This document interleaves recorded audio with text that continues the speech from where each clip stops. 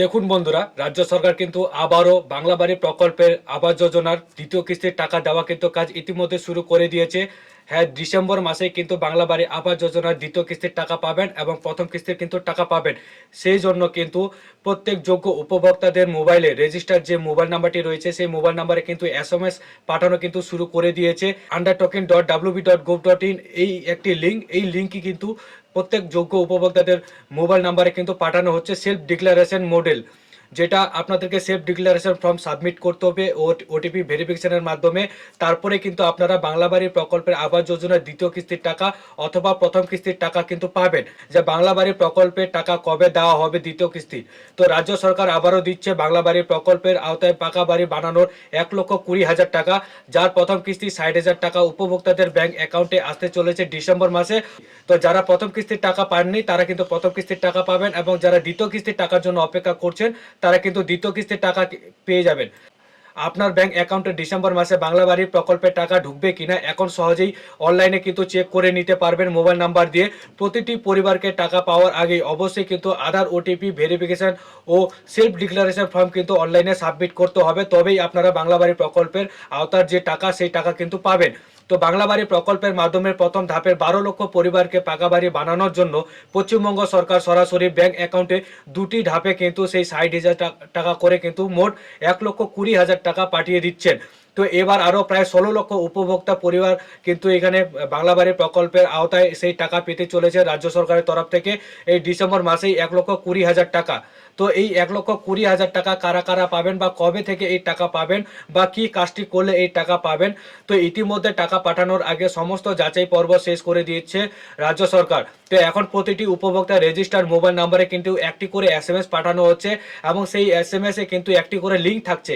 তো সেই লিঙ্কটি হচ্ছে সেলফ ডিক্লারেশন ফর্মের লিঙ্ক। সেই লিঙ্কে আপনারা যদি ক্লিক করেন তাহলে কিন্তু সেখানে আপনাদের রেজিস্টার্ড মোবাইল নাম্বার চাইবে, এবং সেই রেজিস্টার্ড মোবাইল নাম্বারে একটি ওটিপি ভেরিফিকেশন করতে হবে, আধার যাচাই প্রক্রিয়া কিন্তু করতে হবে ওটিপির মাধ্যমে। তো সেই ওটিপি ভেরিফিকেশন করার পরে আপনার যখন সেলফ ডিক্লারেশন ফর্মটি সাবমিট হয়ে যাবে তখনই কিন্তু আপনারা সেই টাকা পাওয়ার জন্য প্রসেসে চলে যাবে আপনার ফর্মটি। তো এছাড়াও আপনি অনলাইনে মোবাইল ফোন দিয়ে চেক করে দেখে নিতে পারবেন যে আপনার নামে ঘর আছে কিনা, অর্থাৎ ডিসেম্বর মাসে আপনি টাকা পাবেন কিনা। শুধুমাত্র রেজিস্টার মোবাইল নাম্বার দিয়েই তা চেক করতে পারবেন। তবে এখনও অনেক জেলার মেসেজ পাঠানো হয়নি, তবে ধীরে ধীরে প্রত্যেক জেলায় কিন্তু সেই এসএমএস পাঠানো হচ্ছে।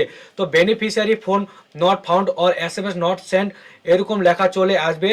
তবে আপনার জেলায় যদি মেসেজ পাঠানো হয় ও আপনি মোবাইল নাম্বার দিয়ে চেক করার পরও beneficiary phone not found or SMS not send এরকম লেখা যদি ডিসপ্লের মধ্যে শো করে, আপনি যদি সেই লিঙ্কে ক্লিক করে দেখেন তাহলে তার মানে ভাববেন যে আপনার মোবাইল নাম্বারটি সেটা দেওয়া নেই অথবা অন্য কোনো নাম্বার দেওয়া রয়েছে।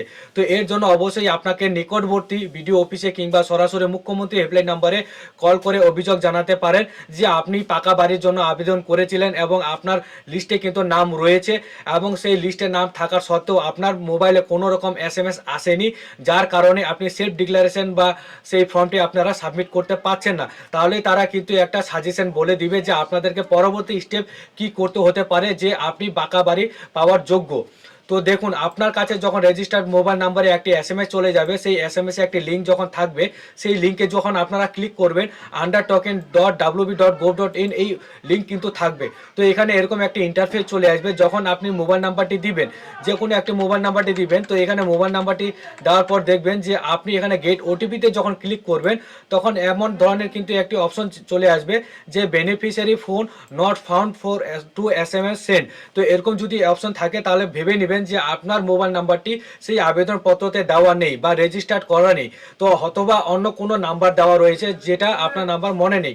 তো সেরকম যদি কোনো রকম অসুবিধা আসে তাহলে সরাসরি হেল্পলাইন নাম্বারে আপনারা কল করে যোগাযোগ করতে পারেন, অথবা আপনি মোবাইল নাম্বারটা দেওয়ার পরে যদি গেট ওটিপিতে ক্লিক করার পর আপনার মোবাইলে ওটিপি চলে আসে তাহলে ভেবে নেবেন যে সেটাই মোবাইল নাম্বার আপনার সেই আবেদনপত্রতে দেওয়া রয়েছে। ঠিক আছে, তো সেই আধার ওটিপি আপনারা বেসিটে যদি আপনারা ফুলফিল করে নেন, সেলফ ডিক্লারেশন যদি ফুলফিল সাবমিট করে নেন তাহলে ভেবে নেবেন যে আপনার বাড়ি পাওয়ার কিন্তু যোগ্য রয়েছেন। ঠিক আছে, তাহলেই আপনার বাড়ির প্রথম কিস্তি অথবা দ্বিতীয় কিস্তির টাকা পাবেন। আপনারা সকলে জানেন যে বাংলা বাড়ি প্রকল্পের আওতায় যে প্রকল্পে বাড়ি বানানোর জন্য টাকা দেওয়া হয় মোট 1,20,000 টাকা দেওয়া হয়। তো সেই 1,20,000 টাকা কিন্তু দুটি ধাপে কিন্তু দেওয়া হয়ে থাকে। সেই দুটি ধাপে টাকা দেওয়ার পরে কিন্তু আপনারা সেই প্রথম কিস্তির টাকা যখন 4,500 টাকা পেয়ে যান, তারপর কয়েক মাসের মধ্যে কিন্তু সেই দ্বিতীয় কিস্তির টাকা দেওয়া হয়। তো অনেকেই উপভোক্তা রয়েছেন যারা প্রথম কিস্তি এখনো পর্যন্ত টাকা পাননি।